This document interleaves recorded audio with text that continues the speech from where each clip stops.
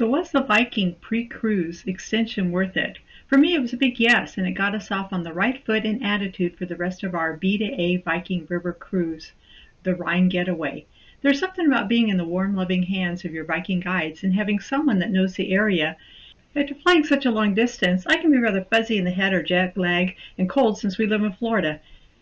Getting directions to the nearest grocery store and the exact printed schedule was very, very comforting. In this YouTube video, I'll show you our pre-cruise hotel, the Hyperion, and the amazing breakfast buffet. We'll get a tram lesson and then highlights of our walking tour. We'll end with a stop to get chocolate in the grocery store. If you want to read my free ebook, visit sandyjerome.com and subscribe to our newsletter. Then go to the free downloads. Well, good morning. I wanted to talk to you about the elevators. So the elevators are unusual. Let me show you here. So you press the floor you want to go to, and 0 is the lobby. And then after you press the floor, let's say if I'm going to go to press 3, it says go to elevator C. Then when you go to elevator C, inside, you don't have to press a button because it already knows you want to go to 3. Well, it's our second day here in Basel. And it's a beautiful sunrise coming up here. And our first day was good. We were able to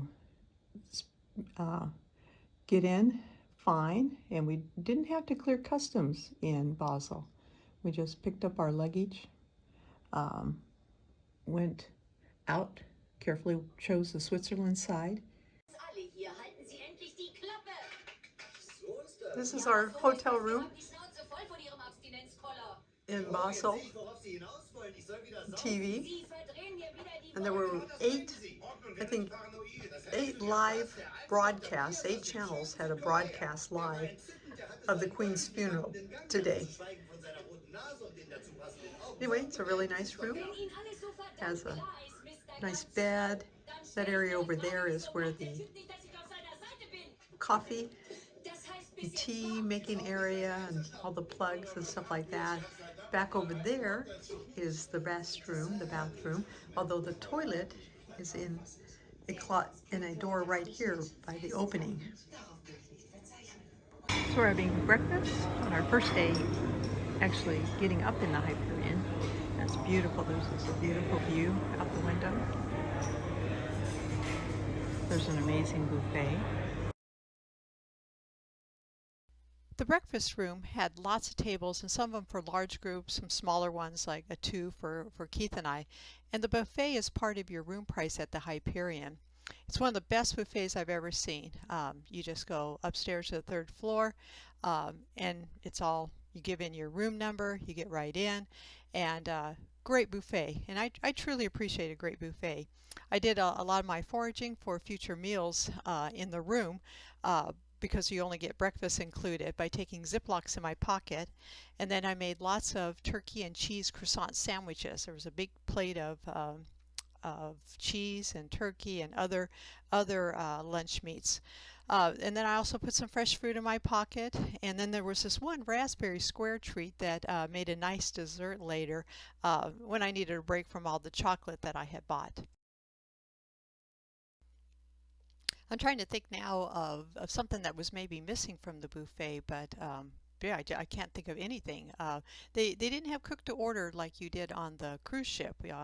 On the Viking cruise ship, there's actually a cook right there that will make an omelet for you, but it had wonderful coffee stations, and cereal stations, hot meals, cold meals, lunch meats, just basically everything that you could look. A big selection of yogurts, fresh fruits. It's really easy to eat healthy when you're both on the Viking cruise and in this Hyperion Hotel breakfast buffet. I could really tell that we were in a foreign country, as I didn't recognize a lot of the labels, and certainly not a lot of the different cereals were there, and that kind of added to the fun of eating on this trip. So we just got done having breakfast here in the buffet, the Hyperion. See if I can get the name of the restaurant there. It's on the 3rd floor. And there's actually restrooms right over there. Let's get my finger going correctly. Right there are some restrooms. And there's actually meeting rooms right here. This is our hotel, the Hyperion. Beautiful hotel.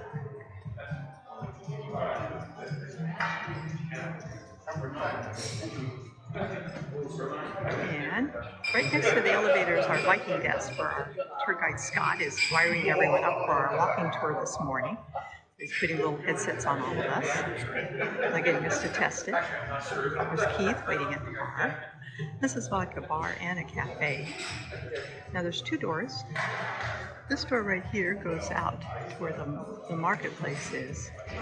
And this door right here goes to what we call the cheese grater. I'll show you that in a second. You'll see a little bit of construction, but that building right there is called, well, as our tour guide calls it, cheese grater. It's not really a cheese grater. It has another architectural name. The person who designed it also designed the one that they called, I think, the bird cage for the Olympics in China. And then there's that big black building. This building that we're in is a huge blue building.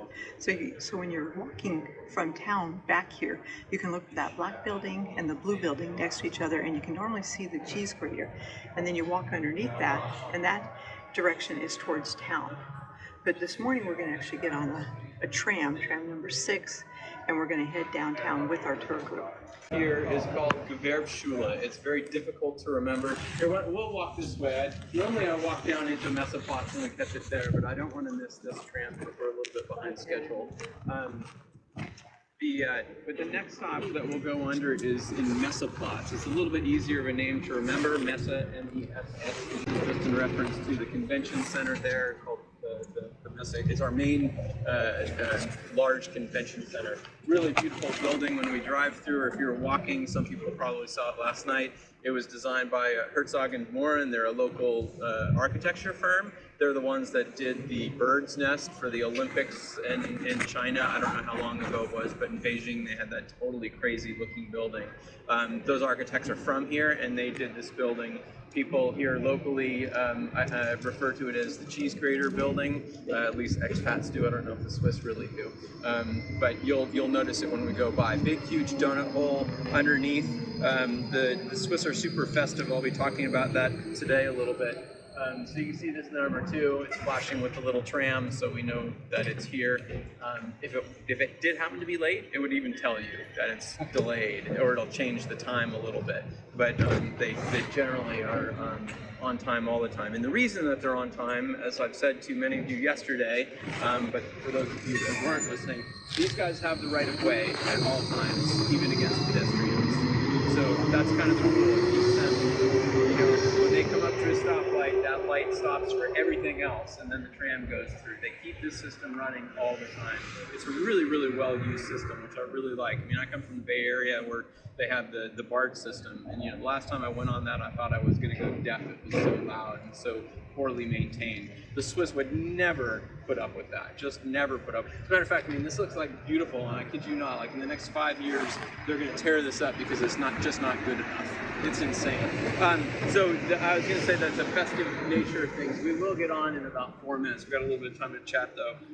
This is that building, the Messe building right here, during the time of year when they have, it's called Herbstmesse. They set up all these down around different plazas all around the city, these rides. So the kids just absolutely love it. And this is a ride that just goes up through the donut hole in the center of the Messeplatz. When we pull in, after just one stop, you can, if you want to look out the window, you can see it. But you'll get a chance because you'll probably be walking through here later on. But really kind of a cool building. So what we'll do in terms of getting on the trams and whatnot, again, you don't need to do anything with your tram pass whatsoever. It's just get on, get off. And if you're ever somewhere and you just see a coffee shop, you jump right off, and then if you make a mistake, you're going to know exactly when this thing is coming again. And it's usually going to be, at least on this tram, somewhere between 7 and 12 minutes, depending on the time of day. But getting on is just pushing a button. I'll show that to you briefly when we get on. I'll hold the door and make sure that we have 11, right? 2, 4, 6, 8, 10, And then when we get off, it'll be the same thing. There's just a little button, kind of like this. I better not push that, so help me. But you know, it's very, very obvious what you need to do. I think the doors are still opening by themselves. In the wintertime, I think they keep them closed unless someone pushes a button. But we should be in pretty good shape. Again, just make sure that when you're crossing, you'll see here, like someone was asking yesterday, like, how do you know where can you cross? You know, this is a legitimate crossing space. I think here is too. I've never heard of anyone getting a jaywalking ticket. I think the real key is just to make sure that if you see the tracks there, you know you're looking left, looking right before you go across. And there'll be one spot today where you'll actually see a crosswalk across train tracks. It's a rarity though. They usually don't do it because you need to be paying attention as you're walking across the street. All right, we must be getting close. There's 2 train stations in town. One of them is the building down there with the clock on it, and then the other one is the main SBB train station. You guys went there yesterday. Yeah. That's the main hub. This one goes directly into Germany. They technically, you go in, it's almost like when you came into Basel Airport. It's called a Basel Airport. It's not in Switzerland, it's in France. And they call it Tri-Country Airport because it's the Freiburg, Germany airport, and then the Mulhouse, France airport, and the Basel airport all in one. It's technically on Swiss land. But when you came in on the bus, there's a little sliver of a road that you come in that's all fenced off and whatnot. That's how we get into the airport without going through any kind of check. The same thing happens with this train station. That's technically somehow German property. We'll get a good view of it from downtown, looking back over this way. Boy, it's a little bit chilly, isn't it? It has changed. Yeah. You still doing all right over there? You have your jacket in the bag anyway.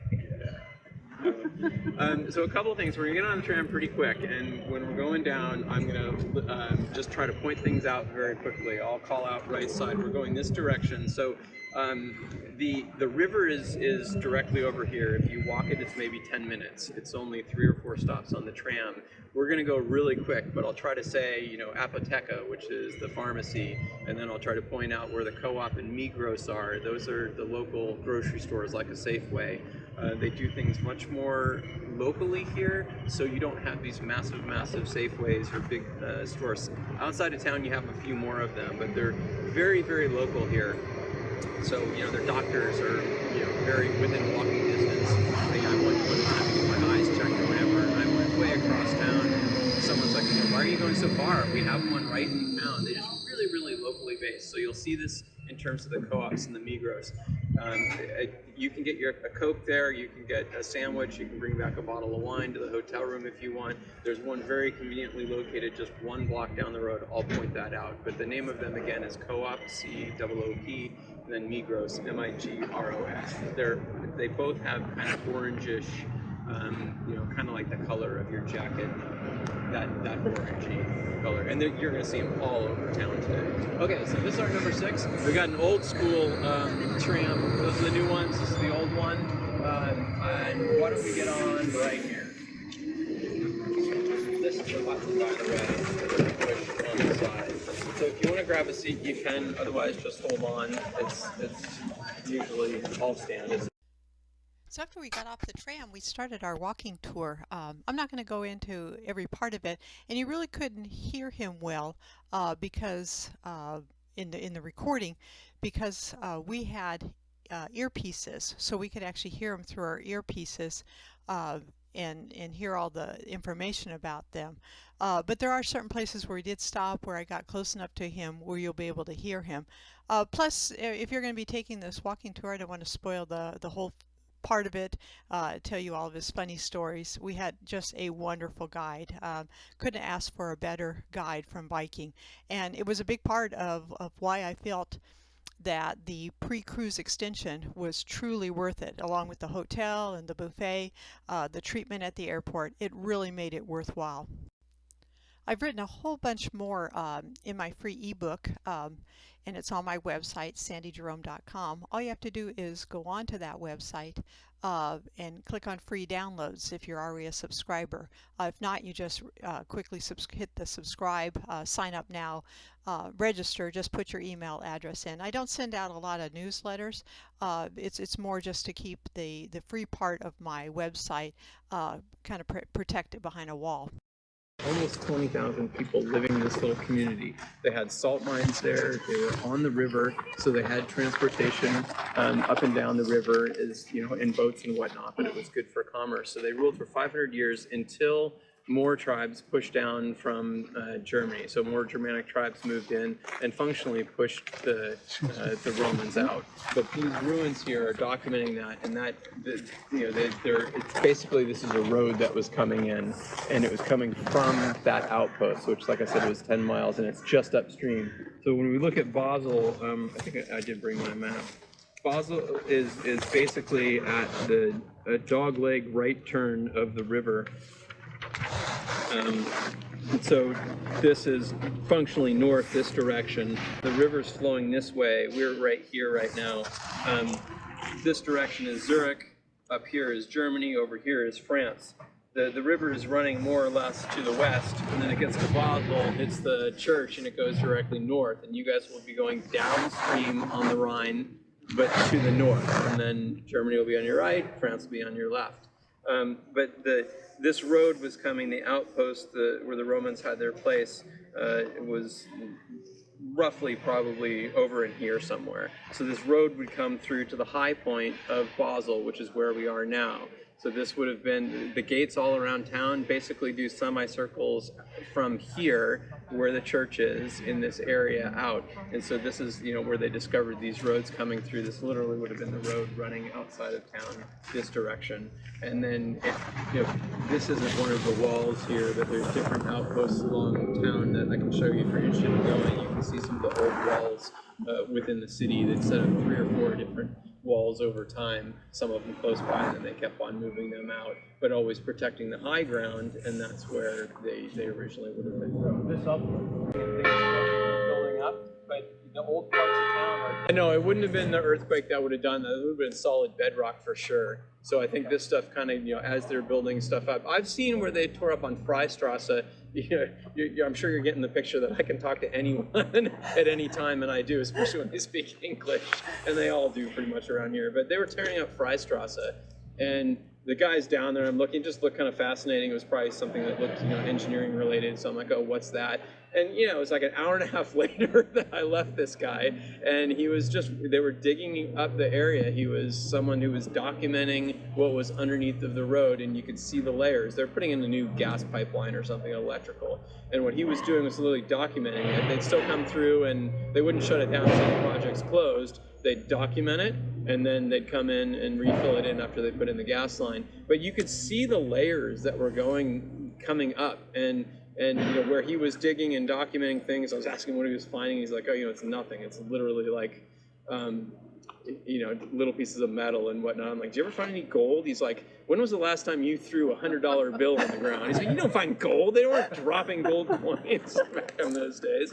And so they didn't find really interesting things, but it'd be ceramics and whatnot, kind of like what you see in here. So I think just over time, kind of your question, I'm not really sure what it is, but I think it would be buildings come down, someone has an old house, an old hut, or the old road, and they pave over it, kind of a thing. And that just naturally throughout the whole city starts building things up.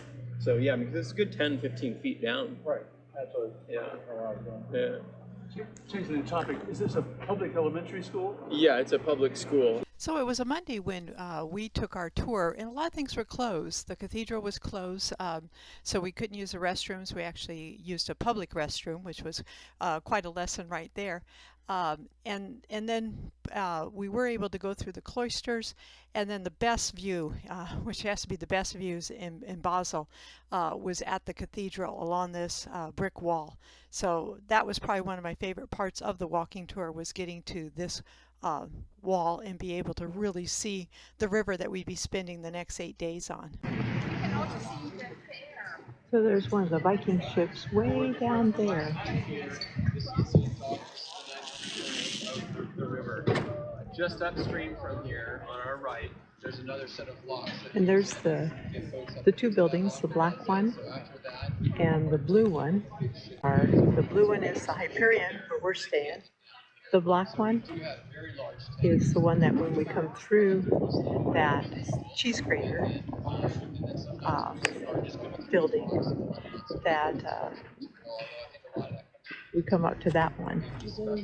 Then there's a lot of chemical industry here too. I'll get into that in a little bit. So what you're looking at is really clear. So usually those dark mountains in the back, the highest ones, are much, you can see it's much hazier. That's the Black Forest. So that's above Freiburg. You guys will go up, and that's your first stop. That'll be on your right. But that's the Black Forest. So the dark ones are the Black Forest. This little area is the only pocket of Switzerland that's on the other side of the Rhine. So it's just simply behind Basel and a few little towns, but it's just this little single pocket. Those hills over there at the top of the ridge is the border with Germany. Beyond them is Germany, and everything on the left-hand side is going to be Germany as well. So this is just what they call Klein Basel over there. Let's see what else to go, and you need to have cash. You will take euros or Swiss francs, but it's kind of a fun thing to do, go across. I'll encourage you to walk the promenade on the far side. It's a lot easier to walk up and down the river. On the far side, you can see plenty of people up there. There's a cafe at the other side of the ferry. This side is a little bit more difficult, although it can be done. You just need to come to the high ground, work your way through the city, and then eventually, on the right, you can walk along the river. And then down below Mittlerbrücke, you can also walk really close to the river. If the ship is parked tomorrow, by the way, so that's where the boat is right now. Mittlerbrücke is the first bridge. We crossed over that bridge. Now, have you gone swimming in this during the summer? Yeah. I was just in there a couple of weeks ago. So, and I have a picture of it now that you bring it up. Oh, good. So in the summertime, people float the Rhine. And Oh my gosh. This is the biggest day of the year in late August, and we did it this year as well. You can float down. So they have these little fish bags, and they're called Wickel fish. And you put your clothes inside of it, and your towel and whatnot, and your phone, and you just basically wrap it 7 times, and it fills up with air, when you close it. So just it's like a Ziploc bag, right? And then you clip it closed, and then you just float down with it. It's not really a life vest, but people stand on them or lay on them and whatnot and just float down. So this is the Rhine Schwimm day. You get in at the furthest you go up, more or less, is the Roche Towers. I'll go through the pharma companies in a minute, but you get in up there and then you just float down the river. This is coming underneath of this bridge clearly, and then people will get out. There's food along the river. You get something to eat, something to drink, and then you put your dry off, and then you walk back up and you do it again. And this year I'm super proud of this. They set up in the summertime in late August down where those steps are close to the Mittlerbrücke Bridge. They'd have a big old barge there, and for a week plus they've got bands that go out onto the barge. They ferry them across in these little boats that are on the right here. And so they ferry the band members across. It's only like 20, 30 feet or something like that. But the river's going there. So they're on there, and then everyone is up along. They put stages and whatnot. But where the steps are, people are watching that. On the back side of the stage, they had a camera set up, and if you were floating by, you could wave at the camera and get your picture taken. And it's really beautiful because it's got the church behind you and whatnot. And every day they were giving away prizes. And so I float down with my dog on a boogie board of all things. I'm sure it drives some Baslers crazy because it's so abnormal kind of thing. But the dog loves it. I love it. It's really fun. I'm like, oh, that could be a good picture. Maybe we could win the prize of the day. We'll get the dog on there. So my wife and I went, and we won. Oh my God, you did. It was a pretty good picture. She's on the boogie board. My wife and I are on the side just waving like this, and church is in the background. And then I get an email and it's like free dinner. Wow, free dinner. But it's a very, very popular That's thing. Worth $100 here. Exactly. In the summertime, it gets pretty hot. The water temperature is really nice. It's probably getting quite cool now, but it gets up into the 70s, 75, 80 maybe. But in the summertime this year, it was 75 and really beautiful. Nice. So you can get out, you can get in and out wherever you want, relatively easy to do. Fun thing, like a few weeks ago, I had my first guest ever go, and they were getting on the ship at 2:45, like tomorrow. So it was the same thing you were doing, and that's the end of my shift. But they said they wanted to go, and they were going to float jokingly down to the boat. They did, and I got them on. The boat was on the right-hand side. We got them all set up, but they were floating late in the day, and I just wanted to document it. I stayed. They didn't float down until close to 4. I'm like, I'll wait. I'm going to get your picture, and it was just super cool. They had so much fun. So I took pictures of them from the top of this bridge, and then they came down here. Just kind of a fun thing to do, and that was just 3 weeks ago. Well, I brought my suit, but in the last 3 weeks, the temperature's been going down, down. And the river's been going up, up, up. I was thinking we might see 1 or 2 people doing it, because even in the wintertime, every once in a while you see people doing it. And the land here again, so where the ship is, behind the ship is the Novartis campus. You can actually see the white building in the middle. It says Novartis on the top of it.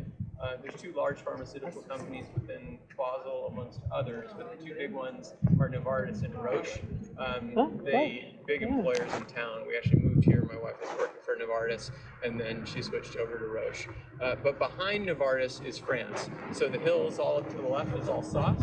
So when you're going down the river, Alsace is going to be on the left, and France, Germany is on the right. They're gardeners.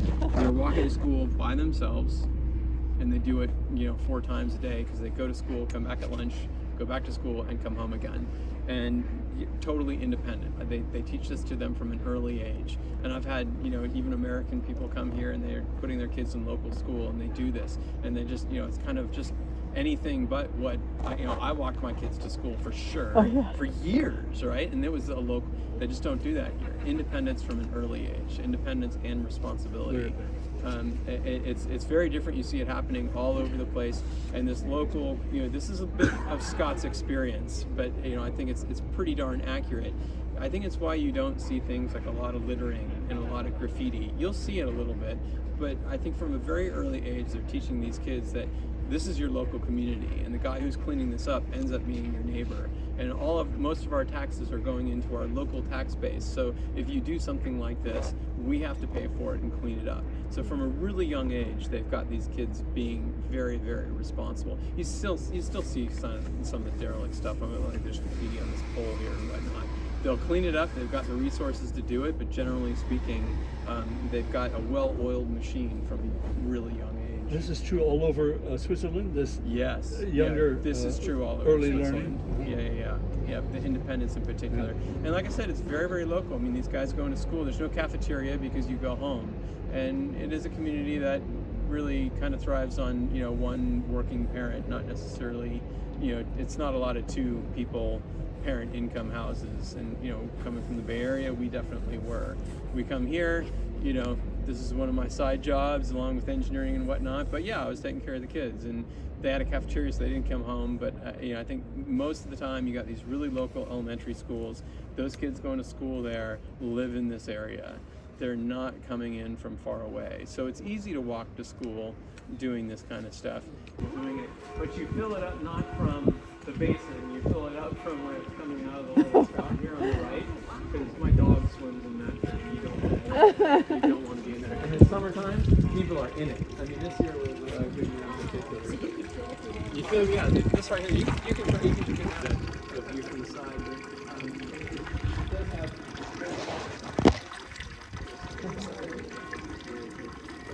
a mythical creature here from Basel. And if you looked out, they turn into stone, all that kind of good stuff. I've read up on it, and it is you don't get a lot of information on it, that's for sure. But what I have gathered is, and you're going to hear this right, it's the head of a rooster back a lot further, but the wealth doesn't. Realistically speaking, Swiss people were peasants, and through just hundreds, thousands of years functionally, but really ruthless, well-known soldiers. So this is just a memorial to them there. Nothing, not anyone in particular. Some of that stuff I'll go to. So if the Basel insignia is there, then we can drink that water. Well, you can drink the water, and you wouldn't drink it if it said Klein Trinkwasser. Okay. Or it had a red sign on it. Okay. In Basel, I've never seen one, unless there was like something wrong with that one. Out of order. Fix it. Okay. When you get into Germany and France, That's where you really want to look for the signs, because there's a lot more of them where it's not drinking water. But Okay. anywhere within the city, even all the way out to where we live, you know, Okay. they've got fountains out there too. They're not as grandiose as this and whatnot, but they're drinkable too. They must have a big water filtration system to take. So the water the water, I've looked this one up. Most of our water comes from the Black Forest, so it's actually stored over in Klein Basel, behind in the fields behind there, still in Switzerland. The water's being pumped in from there, but they also can augment that with water from the Rhine that is filtered. But that is what's being used to pump these. I think before it was all well water and whatnot, but now it's hooked up to the city system. Wow, cool. Okay, we're going to go down this direction. This is a little bit steep, and so we're just going to take it slowly. There's handrails on both sides. There has been a little bit of construction, so it might force us one way or another. So we're going down these steps that are from the upper level, where there was the university and the fountain that we just saw and a lot of things. Now we're going down these steps into the marketplatz, the main center of town. So he made a joke that if you're anywhere in Basel and you want to get back to the center of town, you just roll a marble down and everything goes downhill, down in here to the marketplatz, the main center of Basel.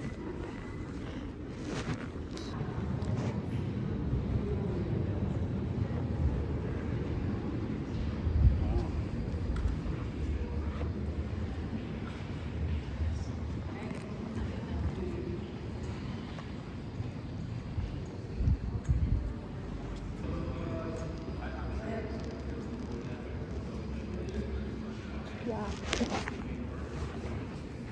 Look at the corner people looking at. Oh, wow. That's something. Yep. Thanks. Something a little bit nicer. The brasserie is very nice. You can sit outside, but you can also go inside. Excellent flan cooking. If you know what flan cooking is, you're going to know exactly what